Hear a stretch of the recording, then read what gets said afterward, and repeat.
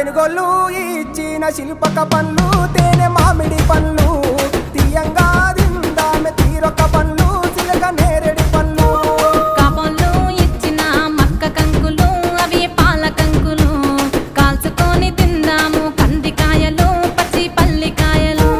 గుజారి గుజారి మామిళ్ళ కిందో నల్ల మామిళ్ళ కింద కుసుమరోళ్ళేసిన కుందన బొమ్మ అది కుందన బొమ్మ